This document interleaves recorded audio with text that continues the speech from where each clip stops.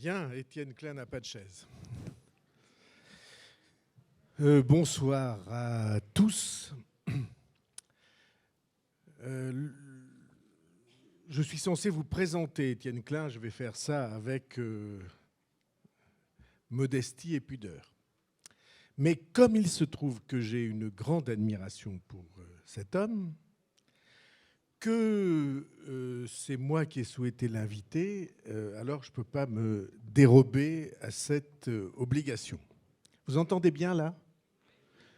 Je signale à ceux qui s'occupent de ces choses qu'on a un très mauvais retour. Elles ne sont pas là ? Peut-être tu pourrais leur dire qu'on a un très mauvais retour. Très bien, ça va s'arranger alors. Très bien.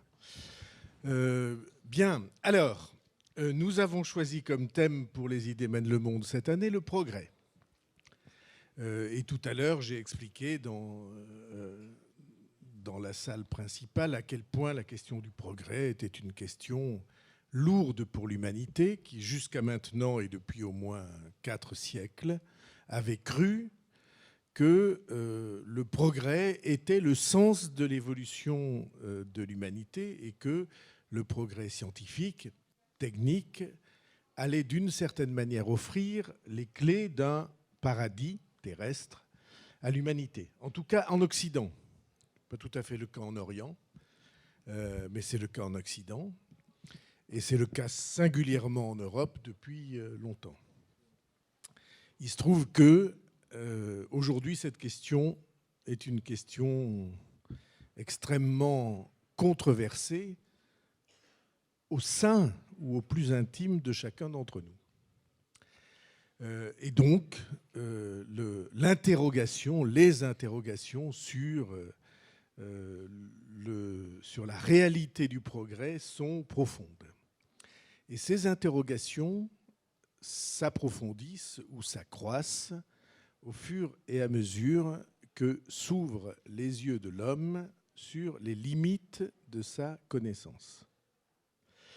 Et dans les limites de la connaissance que l'esprit humain découvre de sa propre capacité sur l'univers, il y a évidemment le monde physique.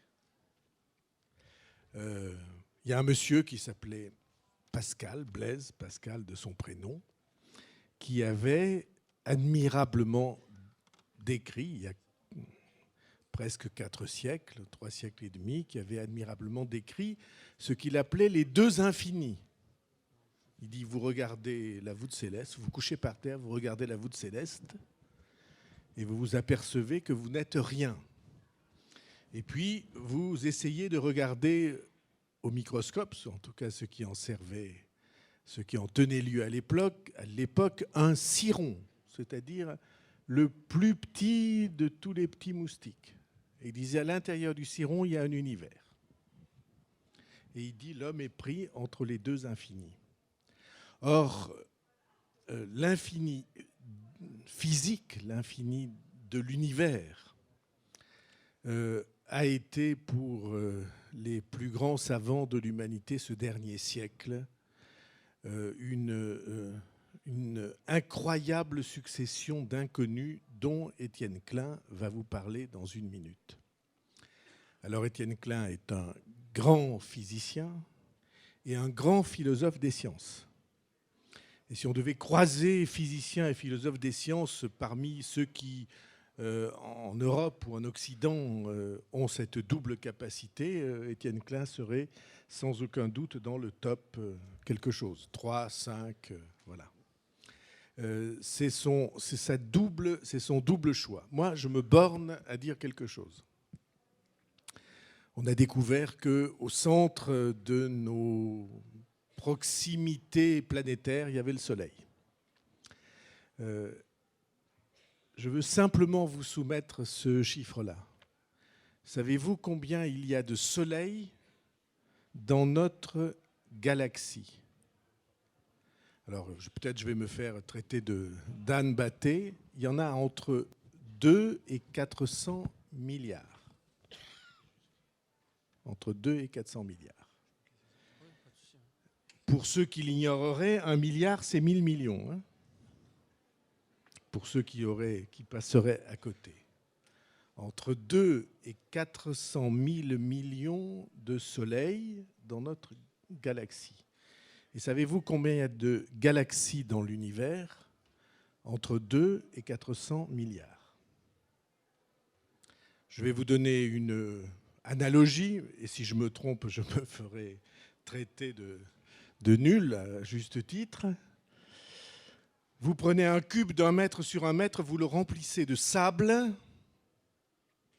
et c'est notre galaxie, chaque grain de sable étant une étoile. Et pour parler de l'univers, il n'y a pas assez de sable sur la Terre. Et si on a ça en tête, et qu'on se dit, mais qu'est-ce qui tient tout ça ensemble? Eh bien, la question n'est pas absolument tranchée et on ne sait pas ce qu'il y a entre les grains de sable. Ou en tout cas, lui le sait peut-être, et il va vous parler du boson de Higgs, du grand collisionneur de hadron, des ondes gravitationnelles et toutes autres choses qui vont vous laisser rêveurs, ce qui au fond est le but de la science. Voilà, une fois qu'on a dit ça, alors l'humanité se sent prise dans un labyrinthe de questions et j'espère que Étienne Klein a, sinon les réponses, du moins le début de la manière de poser les questions pour qu'on obtienne peut-être un jour un petit bout de réponse. Il est formidable et je le remercie d'être là.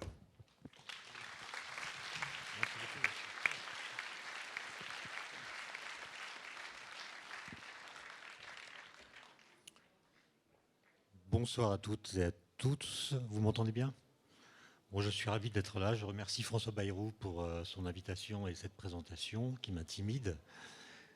J'ai 1 heure pour vous parler de découvertes récentes qui ont été faites par les physiciens, une dans le monde de l'infiniment petit et une dans le monde de l'infiniment grand, à savoir le boson de Higgs, qui est une particule qu'on attendait depuis très longtemps et qu'on a détectée finalement en 2012.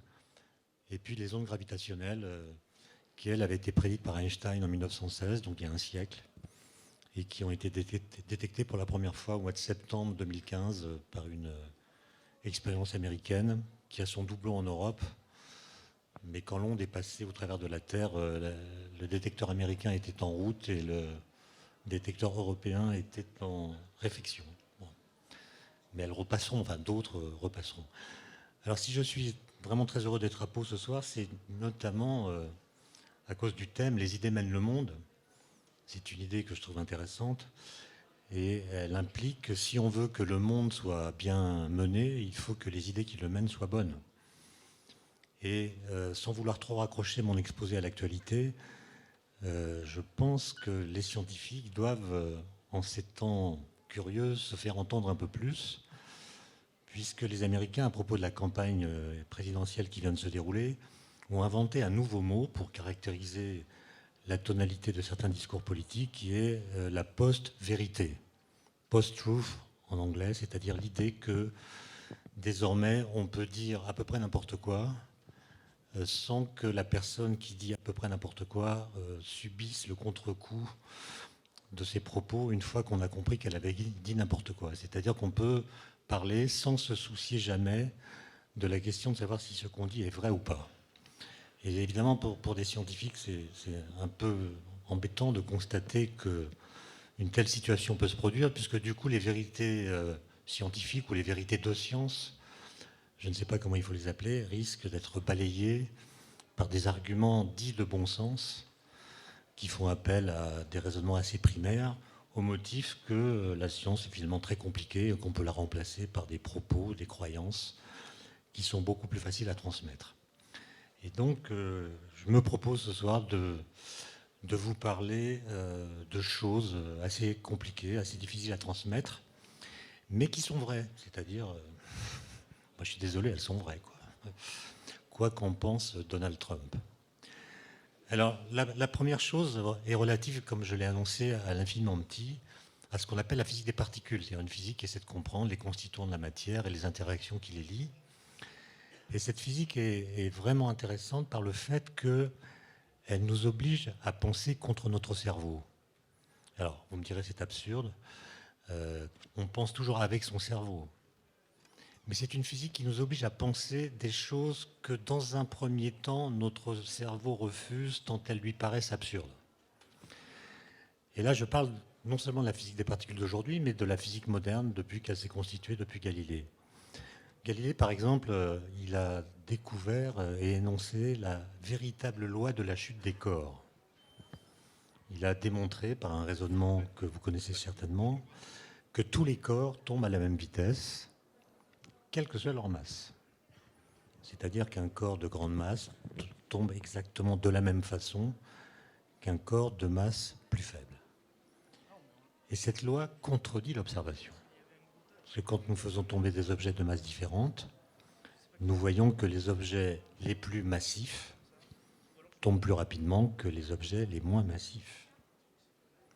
Et donc la première loi de la physique moderne, celle de la chute des corps, est une loi qui contredit l'observation. Et si vous croyez à cette loi, vous êtes obligé de réinterpréter les faits en disant que la gravité fait tomber tous les corps à la même vitesse, c'est ce que dit la loi. Et si nous voyons autre chose que ce que dit la loi, c'est parce qu'il y a d'autres forces qui se manifestent lorsqu'un corps tombe dans l'air, la résistance de l'air, la poussée d'Archimède. Et ce sont ces forces, et seulement elles, qui créent une différence de chute entre les corps les plus lourds et les corps les plus légers. Et donc, je ne dis pas que les lois contredisent toujours l'observation, mais dans un premier temps, c'est bien ce qu'elles font, et obligent ensuite à réinterpréter les faits pour qu'on puisse les expliquer à partir de lois qui en apparence les contredisent. Et c'est ainsi que, depuis Galilée, les physiciens ont été amenés à énoncer des lois qui, lorsqu'on les entend pour la première fois, semblent bizarres parce qu'elles semblent absurdes. Alors, la première question que je voudrais poser est relative à la masse des particules. On sait depuis bientôt un siècle qu'il existe dans l'univers 4 interactions, 4 forces qui agissent sur les objets. La force gravitationnelle, qui est la première à avoir été détectée, la force électromagnétique, et puis des forces nucléaires. Il y a 2 forces nucléaires différentes, l'une qu'on appelle la faible, parce qu'elle est faible, et l'autre qu'on appelle la forte, parce qu'elle est forte. Voilà. Et après la Deuxième Guerre mondiale, on a mis en service des accélérateurs de particules qui recréent dans un petit volume d'espace-temps les conditions physiques de l'univers primordial. En fait, il y a déjà une notion qu'on doit aménager si on veut tenir compte des enseignements de la physique, c'est la notion de vide. Qu'est-ce que c'est que le vide ?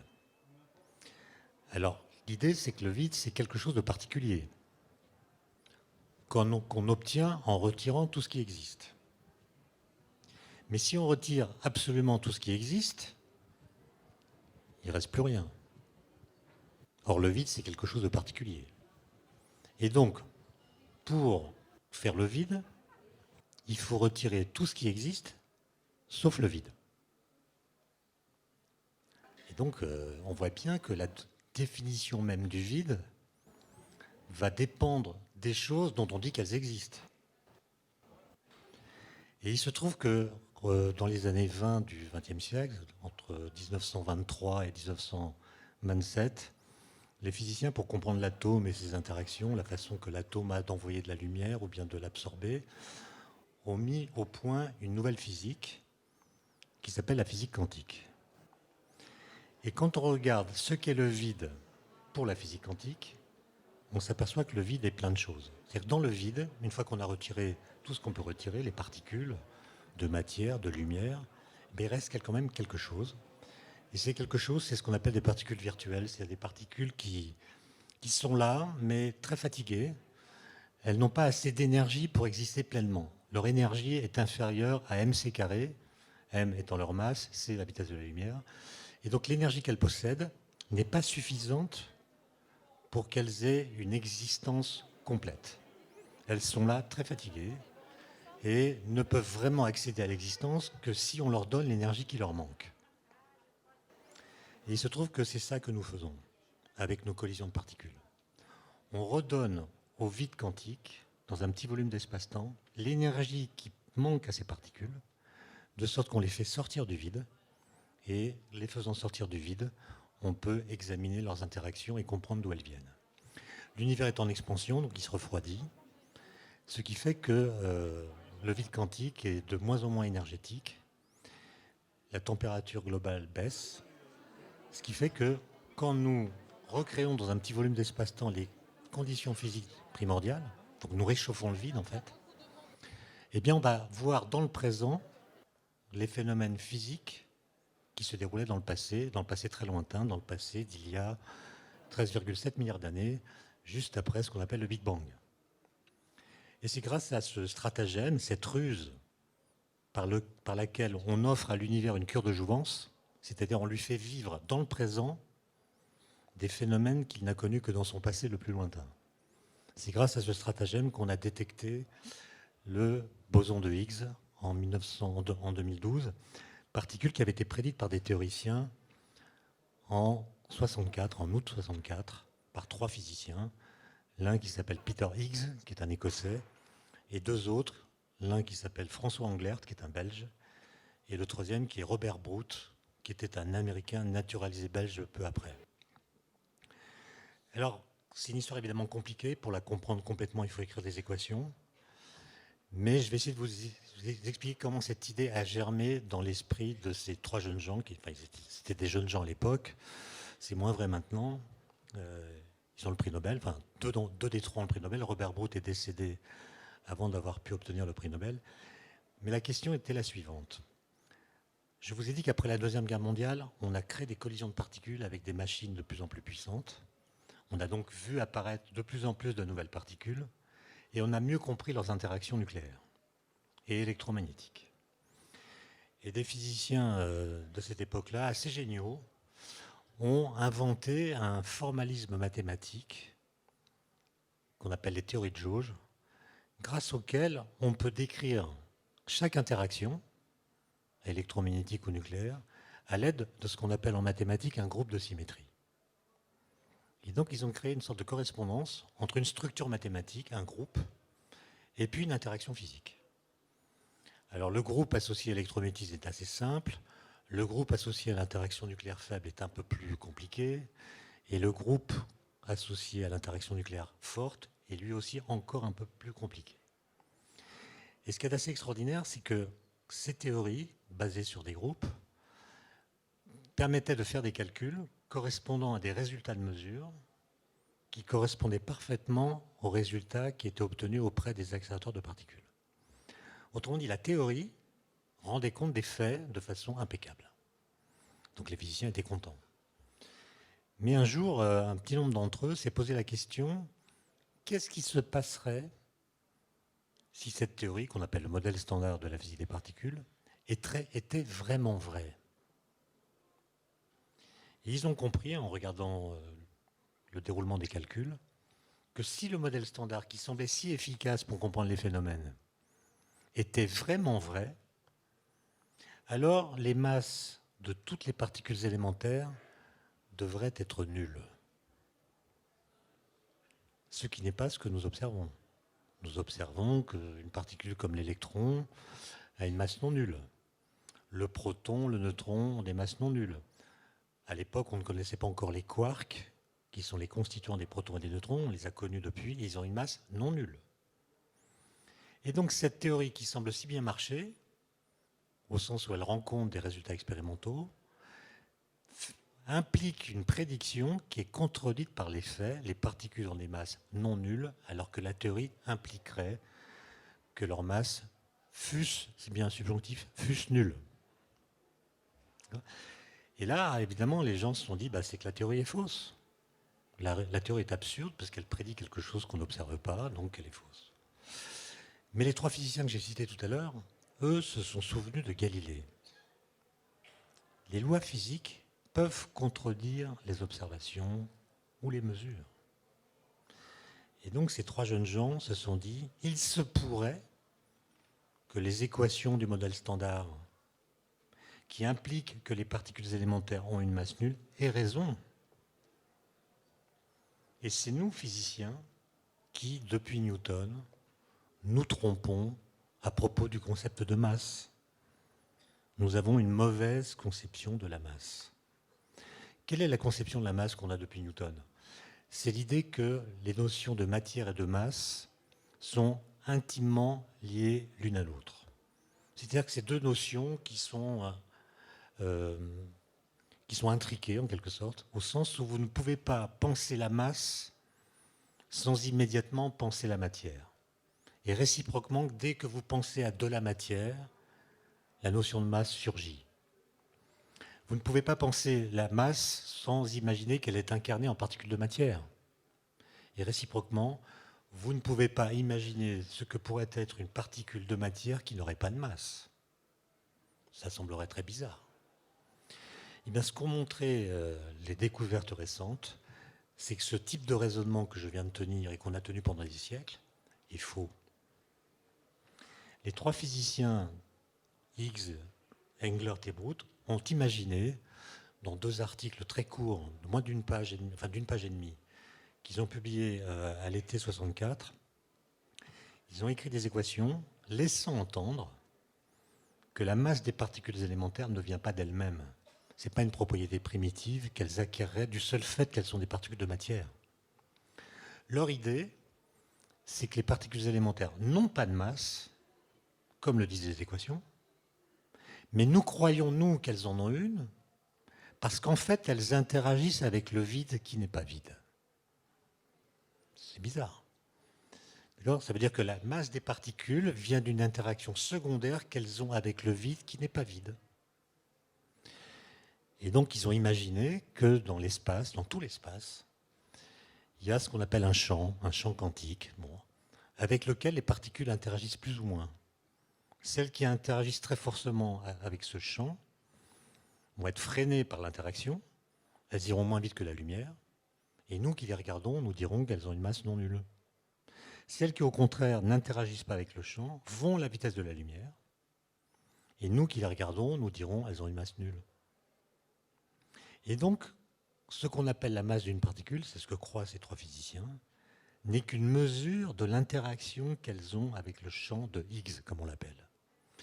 Donc pour prendre une analogie qui, comme toutes les analogies en physique quantique, est fausse, mais il faut en retenir l'essentiel, à savoir que vous pouvez imaginer que ce champ de Higgs, comme on est près des Pyrénées, c'est comme un champ de neige, uniforme, de même amplitude partout dans l'espace. Et les particules, elles, sont sans masse, comme le disent les équations. Elles sont sans masse, mais elles sont dotées de skis. De skis qui sont plus ou moins bien fartés. Les particules qui ont des skis très bien fartés glissent sans frottement et nous disons qu'elles ont une masse nulle. Celles qui ont des skis mal fartés frottent, sont ralenties, acquièrent de l'inertie, que nous appelons leur masse. Et donc l'idée de ces physiciens, c'est que finalement, ce qu'on appelle la masse des particules élémentaires, c'est une mesure de la mauvaise qualité du fartage de leur ski. D'accord ? En physique quantique, qui dit champ dit quanta associé au champ, c'est-à-dire particules associées au champ, et on a appelé boson de Higgs les quantas associés au champ de Higgs. Et toute la question qu'on s'est posée entre 1964, date de publication de ces articles, et 2012, c'est est-ce que ces particules existent ou non ? On a construit des grosses machines, on a d'abord creusé un tunnel de 27 km, circulaire, à côté de Genève, dans lequel on a construit un accélérateur collisionneur d'électrons et de positrons qu'on a appelé le LEP. On a fait des collisions, on n'a rien vu. Enfin, on n'a pas vu le boson de Higgs. On a changé l'accélérateur, on a fait une machine à protons. Les protons sont plus lourds que les électrons, donc dans les collisions, il y a plus d'énergie. Et en 2012, après beaucoup de travail, on a vu les bosons de Higgs. Et là, vous voyez que c'est une découverte de physique, évidemment, mais c'est aussi une découverte philosophique négative.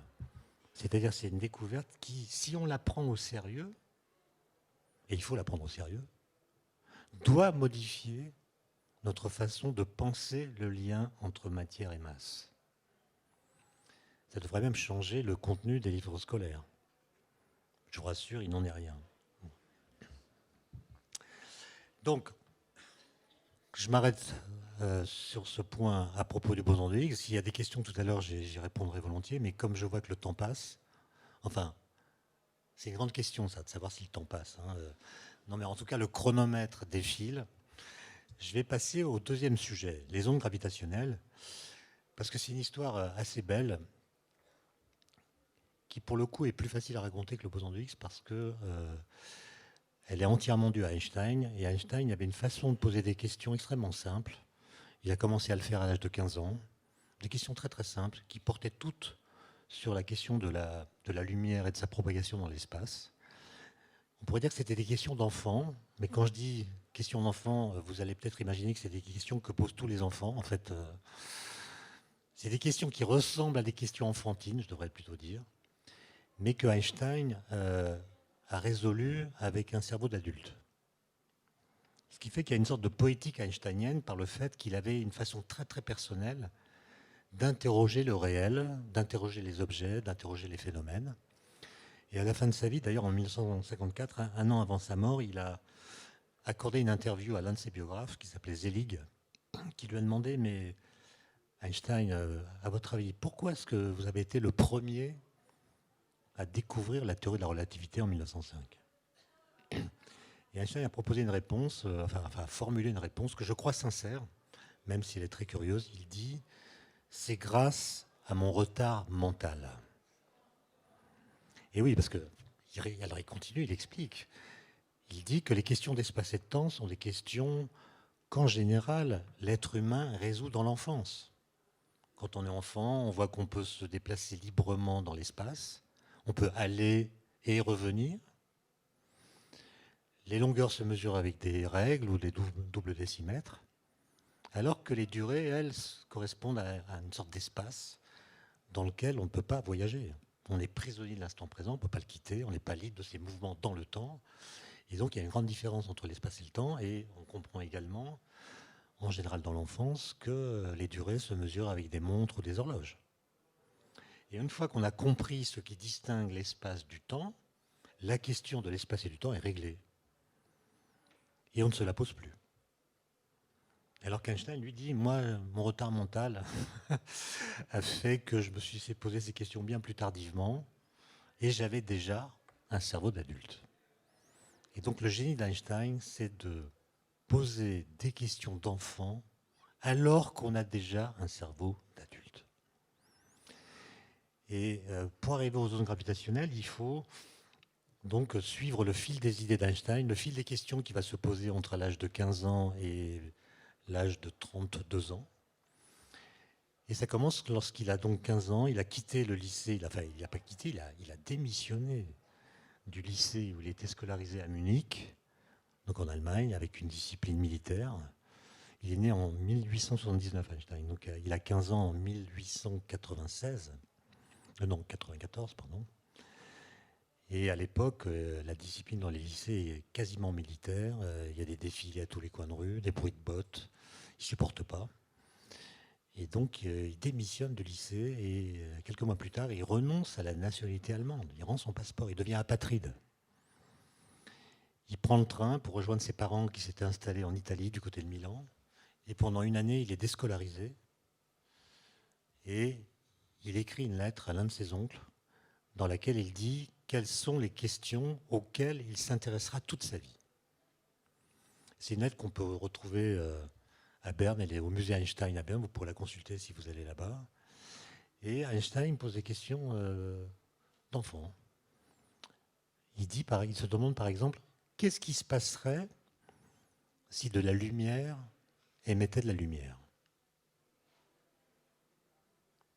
Quelle serait la vitesse de la lumière émise ?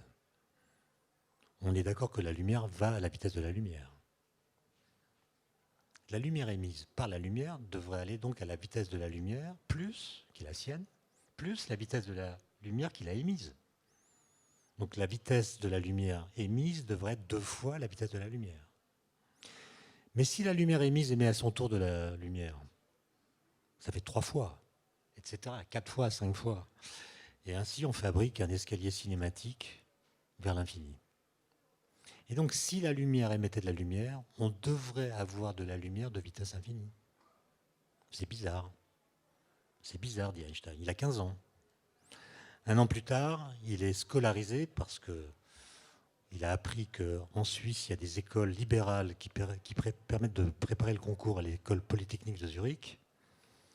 Et donc, il est envoyé en Suisse, dans une petite ville qui s'appelle Aarau, qui est pas très loin, qui est entre Bâle et Zurich. Et là, il est scolarisé dans une école qui est donc très libérale, qui laisse parler les élèves, qui part des questionnements des élèves. Il s'épanouit, il tombe amoureux et il aime les études.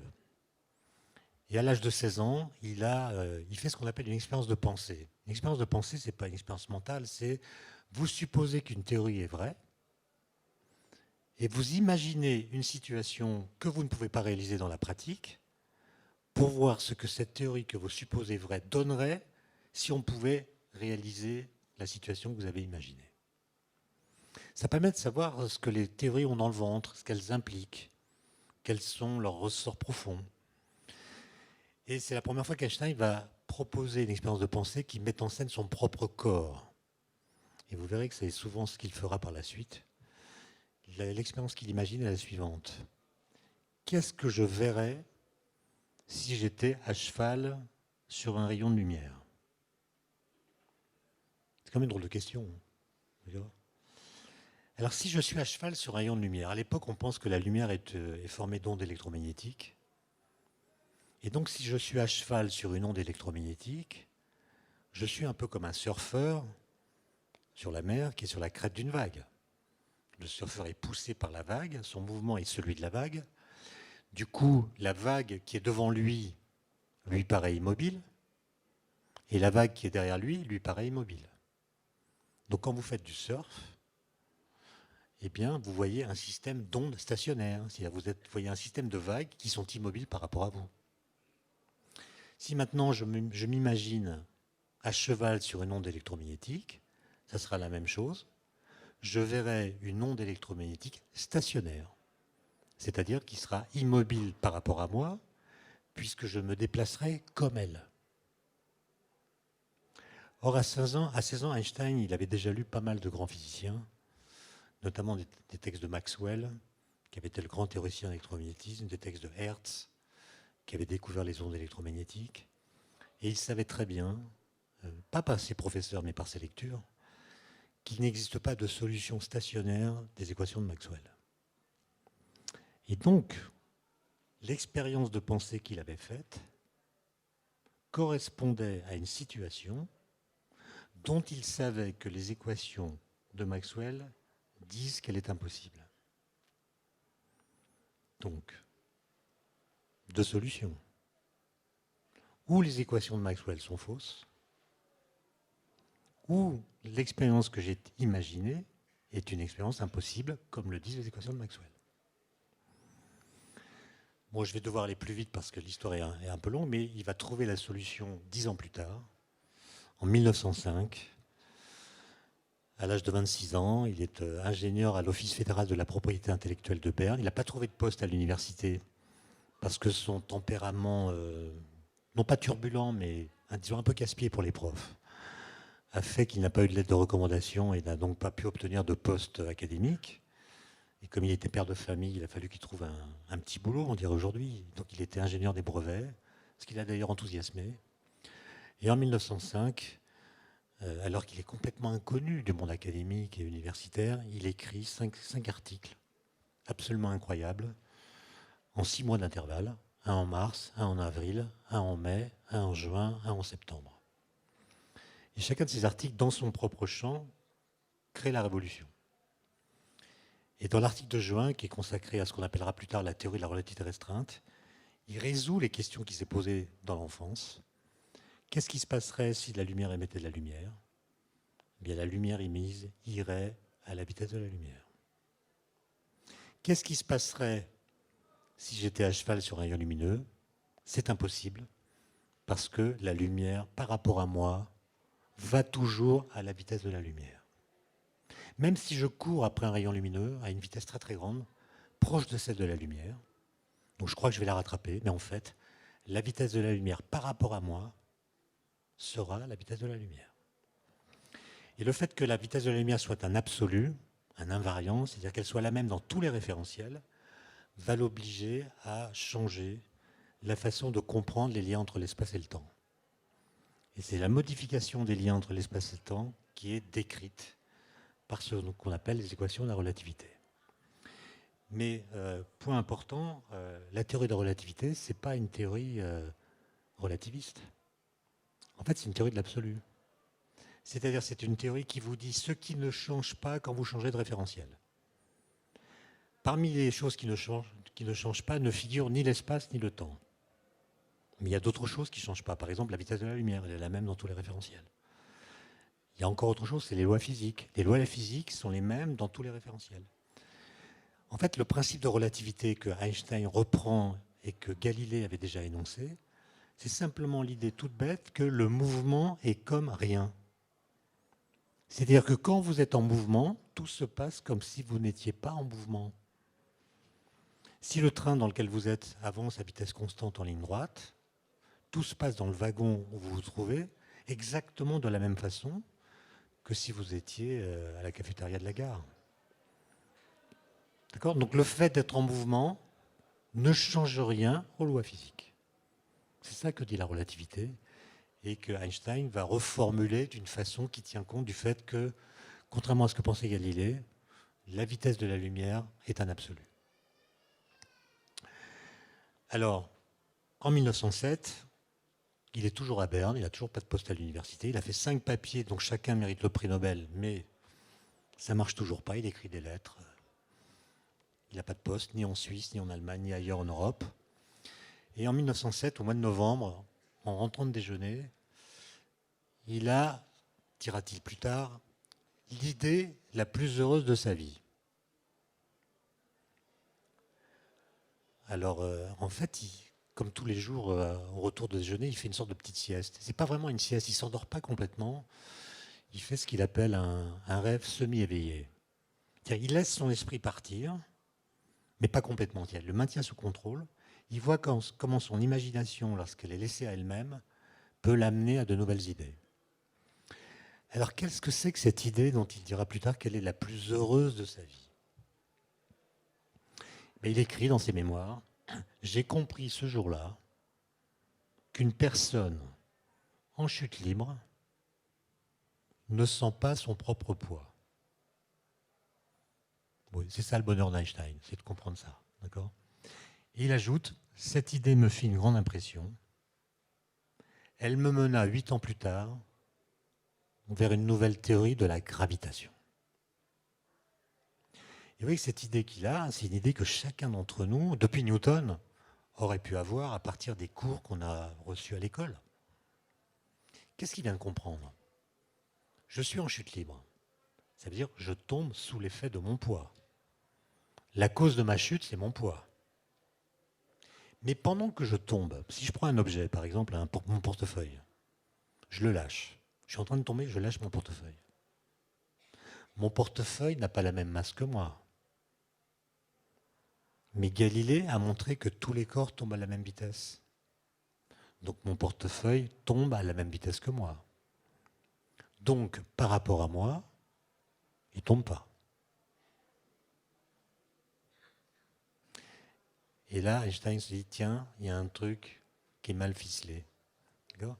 La cause de ma chute, c'est la gravité ou la pesanteur. Et le fait de tomber annule la pesanteur. Le fait d'être soumis à la plus loin pesanteur me met en état d'apesanteur. C'est comme si l'effet annulait sa cause. Et vous êtes d'accord avec moi que ce que je viens de dire là, n'importe qui aurait pu le comprendre à sa place. Alors évidemment, c'est un peu plus subtil que ce que j'ai raconté, parce que si mon portefeuille est très loin de moi, il est par exemple à 10 km de moi, sa trajectoire ne va pas être exactement la mienne, puisqu'il va aller vers le centre de la Terre, moi-même je vais vers le centre de la Terre. La Terre est ronde. Je ne suis pas sûr que Donald Trump en soit convaincu, mais la Terre est ronde. Et donc, les deux trajectoires ne sont pas strictement parallèles. Donc ce que je viens de dire là ne vaut que si mon portefeuille n'est pas trop loin de moi. Donc j'ai accédé là à une vérité qui est locale. Et ça va conduire Einstein à énoncer le principe d'équivalence, équivalence entre la gravité et l'accélération. Une accélération peut annuler la gravité. Quand je tombe, je suis accéléré et ça annule la gravité. Et réciproquement, une accélération peut mimer la gravité. Et l'idée qu'énonce Einstein dans un article assez célèbre, c'est prenez deux situations différentes. Première situation, je prends une cabine d'ascenseur dans laquelle il n'y a aucune paroi, aucun hublot, aucune fenêtre. Elle est complètement hermétique, de sorte que je ne peux pas voir ce qu'il y a à l'extérieur. Première situation, cette cabine d'ascenseur, je la pose sur la Terre, dans le champ de gravité terrestre. Je donne au physicien qui est à l'intérieur des objets de masse différentes, il les laisse tomber, il voit que tous les objets tombent vers le plancher, et s'il est intelligent, il va retrouver les lois de Newton. Deuxième situation, je prends la même cabine d'ascenseur, mais au lieu de la poser sur la Terre, je l'emmène très très loin dans l'espace, loin de toute étoile, de toute planète, c'est-à-dire loin de tout champ de gravité. Je la mets dans un endroit de l'espace où la gravité est nulle. Et cette cabine, je vais l'accélérer, la tirer par un câble avec un super-héros qui va accélérer cette cabine avec une accélération égale à l'accélération de la pesanteur terrestre. Donc la cabine est accélérée, dedans il y a un physicien, je lui ai donné des babales, et ce physicien va voir qu'elle tombe dans la direction de ce qu'il appellera le plancher. Et ce que dit Einstein par son principe d'équivalence, c'est qu'il n'existe aucune expérience que le physicien puisse faire dans sa cabine qui lui indiquerait soit que la cabine est immobile sur la Terre, soit qu'elle est uniformément accélérée dans l'espace vide. Les deux situations sont absolument équivalentes. Les lois physiques s'expriment de la même façon dans le premier cas que dans le second. Donc c'est ça qu'on appelle le principe d'équivalence. Et en 1909, 2 ans plus tard, enfin Einstein a un poste universitaire. C'est la première fois qu'il va rencontrer des physiciens théoriciens. Vous imaginez ça? Einstein n'a rencontré des physiciens théoriciens les premiers de sa vie à l'âge de 30 ans. Il a un poste à Prague où il se rend avec sa famille. Prague, c'est une ville très moderne à l'époque, électrifiée. Il y a des ascenseurs dans les immeubles, des ascenseurs électriques. Et Einstein fait là-bas une autre expérience de pensée, parce que Einstein disait, moi, je ne travaille pas rapidement, mais je travaille tout le temps. C'est-à-dire les idées, ces questions que je viens de poser là devant vous, il les travaillait sans cesse, quoi. Il n'était jamais en repos. Et en 1909, il se pose des questions sur la gravitation, un peu comme il avait fait à Berne en 1907. Et il s'imagine donc dans un ascenseur qui est dans la deuxième situation que j'ai décrite. Donc un ascenseur qui est très loin de tout, mais qui est accéléré vers ce qu'on appellerait le haut, avec une accélération constante. Imaginez que je perce un trou dans la paroi qui est à ma gauche de l'ascenseur. Par ce trou, je fais entrer un rayon lumineux. La vitesse de la lumière n'est pas infinie, donc la lumière va mettre un certain temps pour traverser la cabine. Pendant ce temps, la cabine qui est accélérée se déplace vers le haut, de sorte que le point d'impact de la lumière sur la paroi de droite ne sera pas au même niveau que le point d'entrée. Il sera plus bas. Il ne sera pas en vis-à-vis, il sera plus bas. Et donc moi qui suis dans l'ascenseur, j'ai vu passer de la lumière et j'ai vu que sa trajectoire était courbée. Elle est courbée par l'accélération du référentiel dans lequel je me trouve. Bon, ça, là encore, ce n'est pas une idée très géniale. C'est un raisonnement assez simple qui ne demande aucun calcul. L'accélération de mon référentiel fait que la lumière qui le traverse me paraît courbée. Elle ne va pas en ligne droite, elle se courbe. Maintenant, et c'est là le génie d'Einstein, que dit le principe d'équivalence de cette situation? Il dit, si tu as vu la lumière courbée dans un référentiel accéléré, tu verras la même chose dans un référentiel immobile placé dans le champ de gravité terrestre. Conclusion, la lumière est courbée par la gravitation. pas un calcul, juste l'application du principe d'équivalence. La lumière n'a pas de masse, mais si le principe d'équivalence est vrai, la lumière doit être déviée par la gravitation. Il écrit ça en 1911. Comment observer le phénomène? Pas avec des ascenseurs. La vitesse de la lumière, c'est quand même assez rapide. Et donc, ce n'est pas en regardant sa propagation sur quelques mètres qu'on va se rendre compte de cette courbure. Et donc, Einstein comprend qu'on pourrait prouver que la lumière est courbée par la gravitation à l'occasion d'une éclipse totale du Soleil. Et une éclipse du Soleil, c'est quand la Lune est entre la Terre et le Soleil. D'ailleurs, le monde est bien fait parce que le diamètre apparent de la Lune est égal au diamètre apparent du Soleil. Donc, c'est un masque parfait. Imaginez que, non, c'est juste une incise. Il reste 8 minutes, j'ai le temps. Imaginez que le diamètre apparent de la Lune soit un peu plus petit que le diamètre apparent du Soleil. Même pendant les éclipses, on aurait été aveuglé par le Soleil. Et on n'aurait pas pu faire toutes les découvertes qui ont été faites grâce aux éclipses. Donc, lors d'une éclipse, qu'est-ce qui se passe? Le Soleil ne nous aveugle plus, puisque sa lumière est barrée par la Lune. Du coup, on peut voir les étoiles fixes qui sont dans une direction proche de celle du Soleil et qui sont beaucoup plus loin que le Soleil. Et on peut regarder leur position. Et on peut comparer la position qu'on observe dans ces conditions à la position qu'ont ces mêmes étoiles fixes quand le Soleil n'est pas là. Si c'est la même position, c'est que la lumière qui vient de ces étoiles fixes est allée en ligne droite. Si ça n'est pas la même position, ça veut dire que quand le Soleil était là, il a dévié la lumière qui vient des étoiles fixes, de sorte que nous, qui avons extrapolé à partir de la direction d'arrivée, avons cru qu'elles étaient là, alors qu'elles étaient là. Donc la déviation de la lumière nous trompe sur la position apparente des étoiles fixes.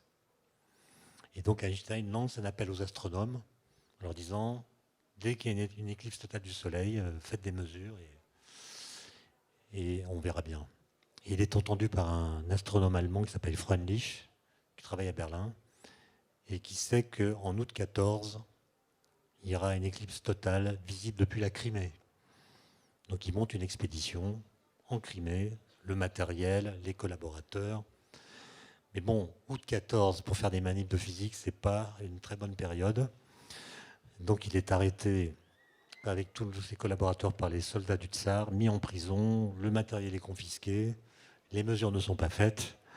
Et un peu plus tard, il sera libéré en échange de prisonniers russes, mais la mesure n'est pas faite. Et heureusement, c'est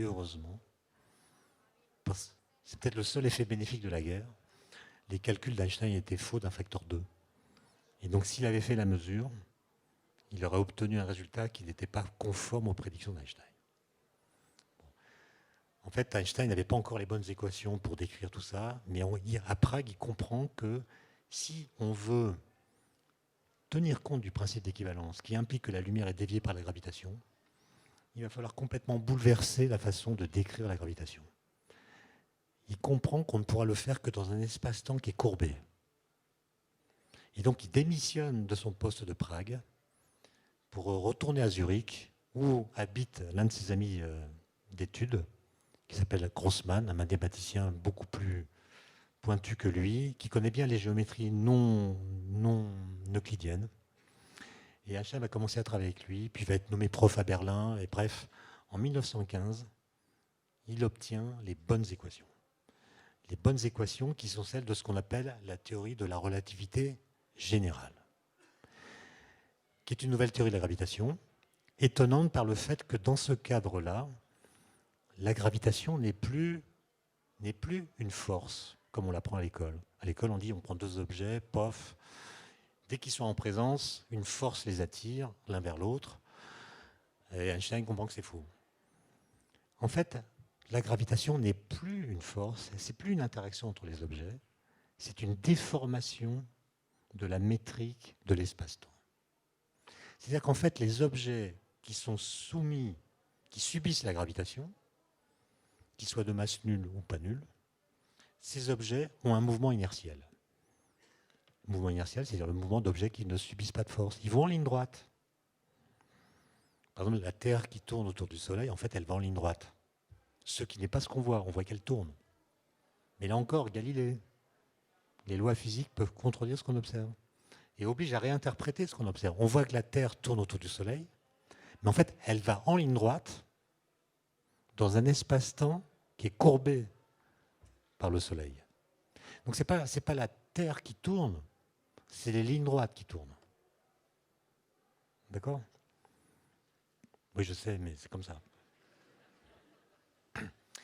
Et en 1919, la guerre est finie, et un astronome anglais qui s'appelle Eddington, qui était Quaker, Quaker, c'est-à-dire il refusait de porter les armes, ce qui lui avait eu pas mal d'ennuis, mais après la guerre, il a voulu, lui l'anglais, donc compatriote de Newton, montrer que la théorie d'un physicien allemand, donc d'un pays qui avait fait la guerre à l'Angleterre, avait raison contre Newton. Parce qu'il pensait que la science était un principe, une idée qui allait unifier les gens et empêcher la guerre. Et il va monter 2 expéditions dans l'hémisphère sud pour observer une éclipse totale du Soleil. Et il va mesurer que la déviation de la lumière est exactement celle qu'a calculée Einstein avec les bonnes équations. Et donc, ce résultat fait la une des journaux dans le monde entier et Einstein devient une star mondiale parce qu'il a compris la gravitation d'une façon révolutionnaire qui change les liens qu'il faut penser entre l'espace, le temps, la matière, l'énergie, la lumière. Et ça, c'est une idée pour le coup qui va mener le monde. La cosmologie scientifique d'aujourd'hui utilise toujours les équations d'Einstein. Et à l'heure où on parle des big data, je trouve que c'est intéressant. Essayez d'imaginer ce qu'on savait de l'univers en 1915. Ben rien. On ne savait même pas qu'il y avait d'autres galaxies. On ne savait pas que l'univers était en expansion. On ne connaissait pas d'autres objets célestes que les étoiles ou les planètes.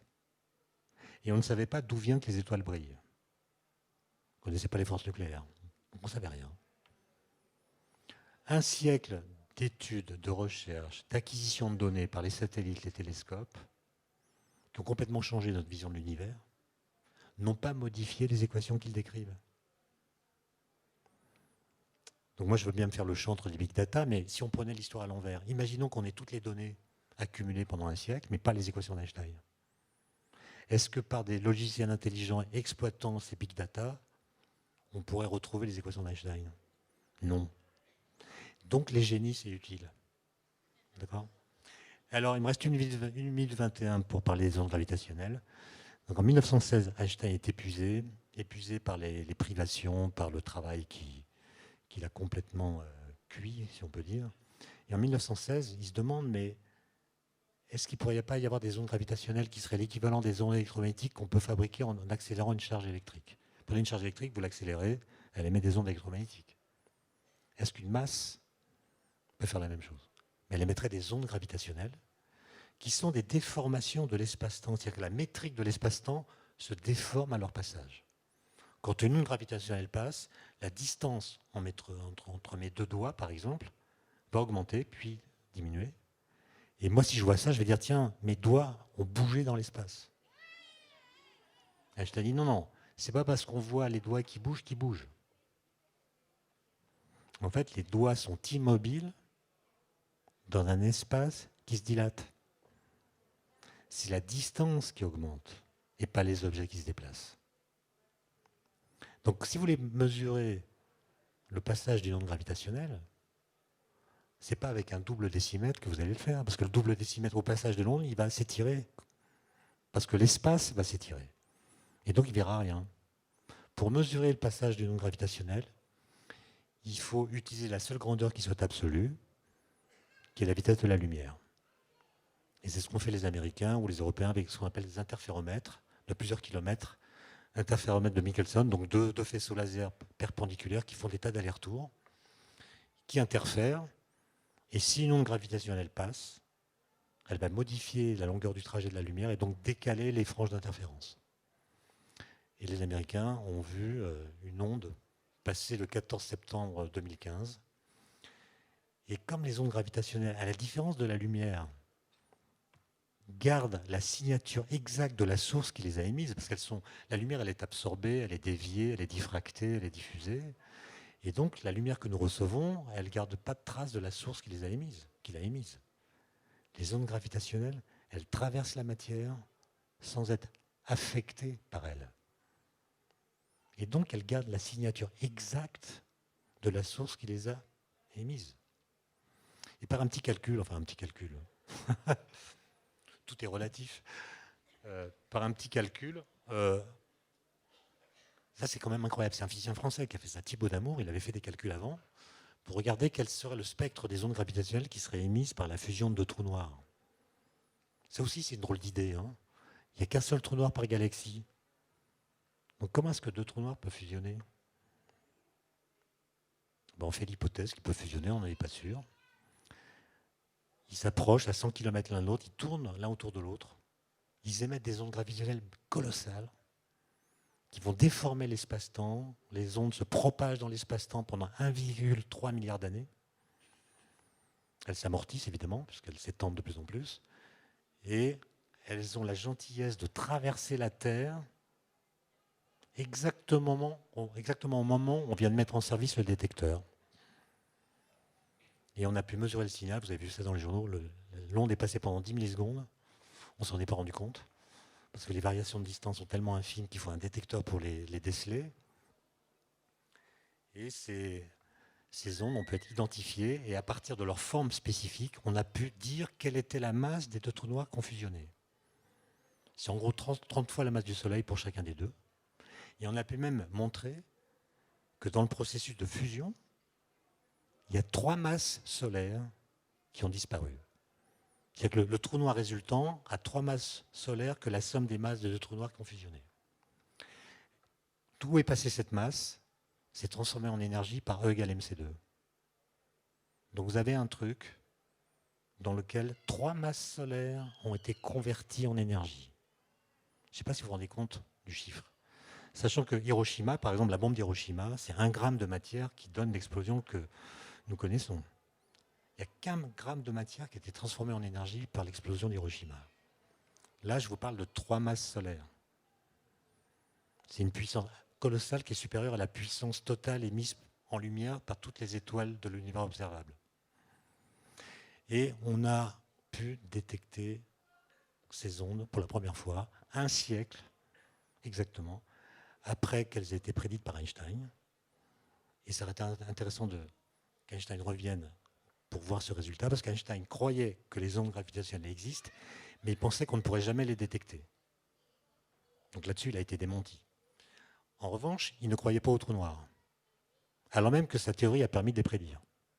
Et donc, ça serait intéressant de voir la réaction d'Einstein, apprenant qu'on a détecté les ondes auxquelles il croyait, mais dont il pensait qu'on ne pourrait pas les détecter, et que leur détection prouvait l'existence des trous noirs auxquels il ne croyait pas.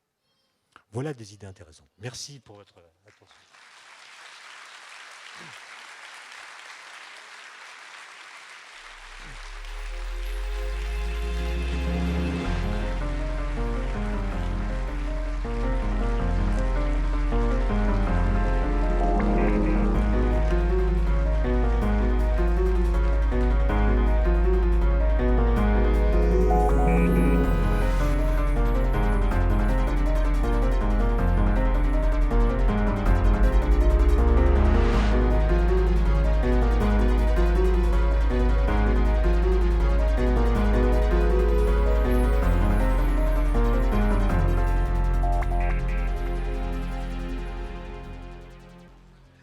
S'il y a des questions, je vais bien y répondre. Bonsoir. Je voudrais juste savoir...